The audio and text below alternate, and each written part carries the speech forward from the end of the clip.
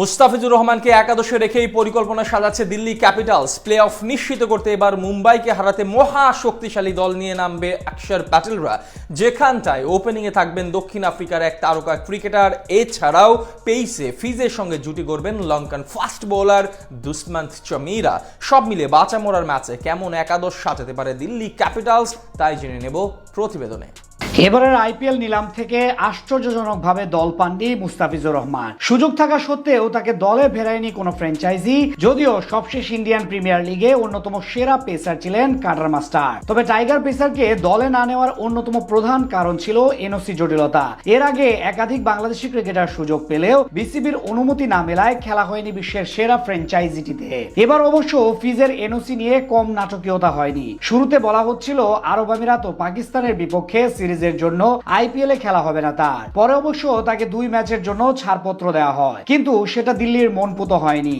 পুরো সময়ের জন্যই তাকে দলে চাইছিল ফ্র্যাঞ্চাইজিটি। শেষমেশ তাদের অনুরোধেই 3 ম্যাচের জন্য ফিজকে অনুমতি দেয় বিসিবি। ইতিমধ্যে এই দলটির হয়ে মাঠেও নেমেছেন, যদিও জেতাতে পারেননি দলকে। তবে এবার বাঁচা মরার লড়াইয়ে মুম্বাই ইন্ডিয়ান্সের বিপক্ষে মাঠে নামবে দিল্লি, যেখানে ফিজি হবেন দলের মধ্যমণি। এই ম্যাচে ওপেনিং এ বদলের সম্ভাবনা নেই বললেই চলে। এবারের মৌসুমে প্রথমবার ওপেনিং করতে এসে বাজিমাত করেছেন দারুণ ফর্মে থাকা কেএল রাহুল। গুজরাটের বিপক্ষে খেলেন 65 বলে 112 রানের এক অপরাজিত ইনিংস। তার সঙ্গে ওপেনিং এ থাকতে পারেন দক্ষিণ আফ্রিকার ফাফ ডু প্লেসি। গত ম্যাচে ব্যর্থ হলেও মুম্বাইয়ের বিপক্ষে দলের ভরসা হবেন এই ক্রিকেটার। 3 নম্বরে দেখা যেতে পারে চলতি সিজনটা দারুণ কাটানো উইকেট কিপার ব্যাটার অভিষেক পুরেলকে। সর্বশেষ ম্যাচে 19 বলে 30 রানের কার্যকরী ইনিংস এসেছে তার ব্যাট থেকে। মিডল অর্ডারে ভরসা থাকবে অধিনায়ক অক্ষর প্যাটেল ও ট্রিস্টান স্টাবসের উপর।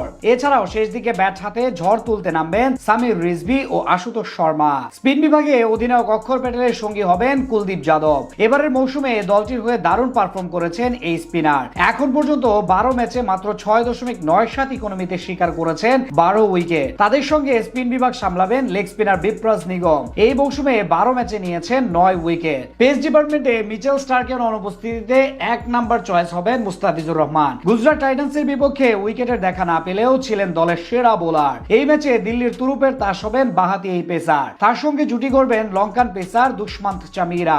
শেষ ম্যাচে উইকেট না পেলেও অন্য ম্যাচগুলোতে দারুণ পারফর্ম করেছেন। এছাড়াও পেস ডিপার্টমেন্টে থাকবেন ভারতীয় ফাস্ট বোলার নটরাজন। এবারের আইপিএল এ নিজের প্রথম ম্যাচে মনমতো পারফর্ম করতে না পারলেও মুম্বাইয়ের বিপক্ষে তার উপর ভরসা রাখবে টিম ম্যানেজমেন্ট। সব মিলিয়ে মুম্বাই ইন্ডিয়ান্সকে হারাতে শক্তিশালী এক দল নিয়ে মাঠে নামবে দিল্লি ক্যাপিটালস।